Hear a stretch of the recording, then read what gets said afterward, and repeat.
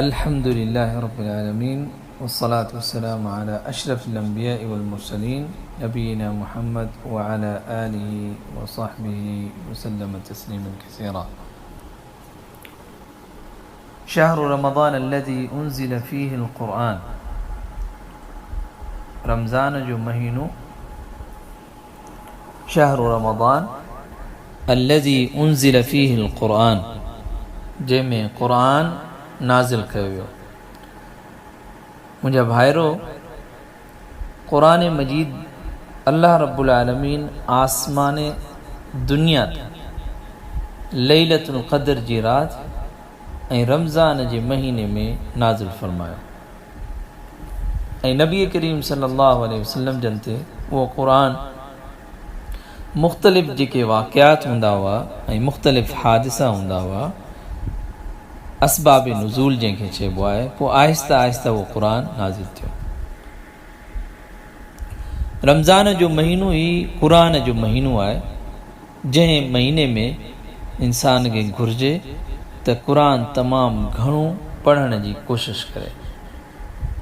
नबी करीम सल्लल्लाहु अलैहि वसल्लम जन जी ज़िंदगी मां असांखे इहा शइ मालूम थिए थी, जीअं सही बुख़ारी जी हदीस आहे कि नबी करीम सल्लल्लाहु अलैहि वसल्लम जन जिब्रील अमीन सां जिब्रील अमीन ते क़ुरान पढ़ंदा हुआ, ॿुधाईंदा हुआ। त रमज़ान में पूरो क़ुरान ॿुधाईंदा हुआ ऐं जंहिं साल पाण नबी करीम सल्लल्लाहु अलैहि वसल्लम जन जी वफ़ात थी, उन साल पाण 2 ख़तम जेको आहे सो जिब्रील अमीन खे ॿुधाया ऐं राति जे टाइम ते पाण जेको आहे सो नबी करीम सल्लल्लाहु अलैहि वसल्लम जन ॿुधाईंदा हुआ।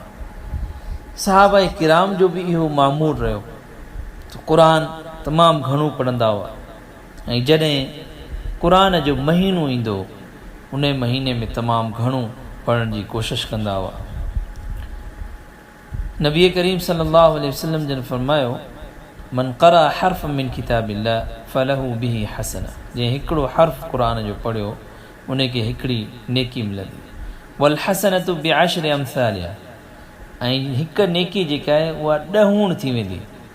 ला अक़ूलु अलिफ लाम मीम हर्फुन वलाकिन अलिफुन हर्फुन व मीमुन हर्फुन। ऐं इहो नथो चवां त जेका सूरह बक़रा जे शुरू में 3 जेके गॾियल हर्फ अचनि था, अलिफ लाम मीम, इहो हिकिड़ो हर्फ आहे, बल्कि अलिफ अलॻि हर्फ आहे, लाम अलॻि हर्फ आहे, मीम अलॻि हर्फ आहे। तव्हां अंदाज़ो लॻायो, जेकॾहिं क़ुरान मजीद जो हिकिड़ो हर्फ उन जो 10 निकियूं आहिनि, मुंहिंजा भाइरो असीं किॾां वञी रहिया आहियूं। ऐं क़ुरान मजीद जी जेका तिलावत आहे, उन तिलावत जे अंदरि तदब्बुर, सोच वीचार, फ़िक्रमंदी, उन ते सोचणु ऐं सम्झणु तमामु ज़रूरी आहे। अल्लाह रब्बुल आलमीन इरशाद फरमायो, किताबुन अंज़लनाहु इलैका मुबारकुन लियद्दब्बरु आयाति, असां ही मुबारक किताब तव्हां वटि नाज़िल कयोसीं, जंहिंमें बरकत आहे। छाजे लाइ? लियद्दब्बरु आयाति, ताकि उन क़ुरान में मुख़्तलिफ़ आयतूं जेके आहिनि उन्हनि ते गौर कनि, फ़िकिर कनि, सम्झण जी कोशिशि कनि। वलियतज़क्कर उलुल अलबाब, जेके हक़ीक़ी अकुलमंद माण्हू आहिनि उहे इन खे ज़रूरु सम्झंदा।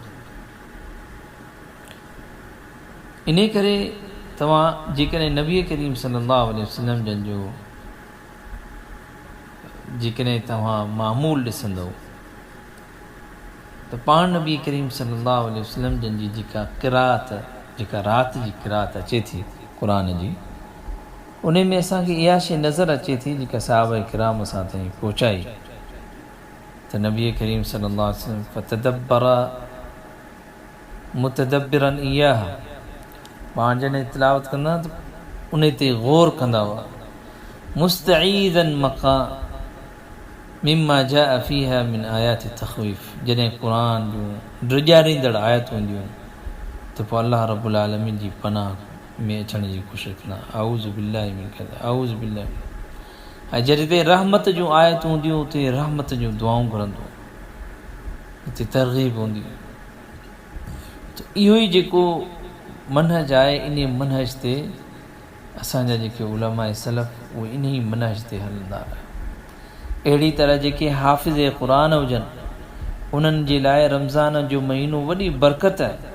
जेकॾहिं तरावियूं नथो ॿुधाए सघे त घटि में घटि उहो क़ुरान खे यादि करण जी कोशिशि करे। नबी करीम सल्लल्लाहु अलैहि वसल्लम जन फरमायो त आहादु हादल क़ुरान, हिन क़ुरान सां हमेशह ताल्लुक़ रखण जी कोशिशि कयो, हिनखे घणो बार बार पढ़ण जी कोशिशि कयो। फवल्लज़ी नफ़्सु मुहम्मदिन बियदी, उन ज़ात जो कसम आहे जंहिंजे हथ में मुंहिंजी ज़ात आहे, लहू अशद्दु तफ़ल्लुतन मिनल इबिल फ़ी उक़ुलिहा, जीअं उठ जेको आहे सो टहंदो आहे, उन खां वधीक जेको आहे हीउ क़ुरान जेको आहे सो इंसान खां विसारिजी वेंदो आहे।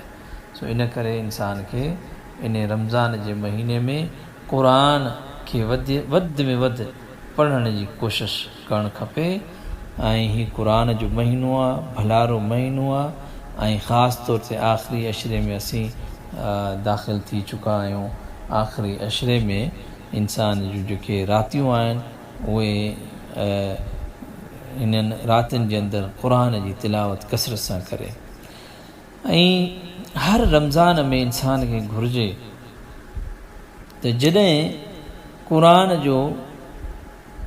खे पढ़ंदे इंसान खे जेको दिलि में इत्मीनान ऐं ईमान ऐं तक़वा ऐं परहेज़गारी पैदा थिए थी, उन जो सिलो ऐं उन जी हिफ़ाज़त जेको आहे सो रमज़ान खां पोइ करण जी कोशिशि करे, ताकी उहा तक़वा ऐं परहेज़गारी जेका हासिलु थी आहे रमज़ान जे अंदरि उहा ज़ाया न थी वञे। छो जो इमारत ठाहिणु ॾाढी ॾुखी हूंदी आहे ऐं उनखे ड्राइण में 2-3 मिंट लॻंदा आहिनि, उहा इमारत ड्रही वेंदी हली। सो तंहिंजे करे इंसान खे ईमान जी जेका इमारत ठाही आहे रमज़ान में, उन जी हिफ़ाज़त करण जी कोशिशि करे, ताकी इंसान जेको आहे सो उन इमारत खे ख़तमु न करे सघे। अल्लाह रब्बुल आलमीन खां दुआ आहे त अल्लाह ताला असांखे क़ुरान मजीद सां ताल्लुक़ क़ाइमु करण जी तौफ़ीक़ अता फ़रमाए ऐं क़ुरान सां बि उहो ताल्लुक़ जंहिं ताल्लुक़ जे ज़रिए सां इंसान उन दर्जे ते पहुची वञे जंहिं दर्जे जे बारे में नबी करीम सल्लल्लाहु अलैहि वसल्लम जन फरमायो त क़यामत जे ॾींहुं क़ुरान शफ़ाअत कंदो बाने जे लाइ। क़ुरान चवंदो, या अल्लाह, मूं हिन बाने खे राति जो सुम्हणु कोन ॾिनो, राति तुंहिंजो हीउ क़ुरान जी तिलावत कंदो रहंदो। उहो क़ुरान जेको आहे सो उन इंसान जी शफ़ाअत कंदो ऐं शफ़ाअत करे उनखे जन्नत में वठी वेंदो। अक़ूलु मा तस्मऊन, अस्तग़फिरुल्लाह ली व लकुम व लिसाइरिल मुस्लिमीन। अस्सलामु अलैकुम व रहमतुल्लाहि व बरकातुहू।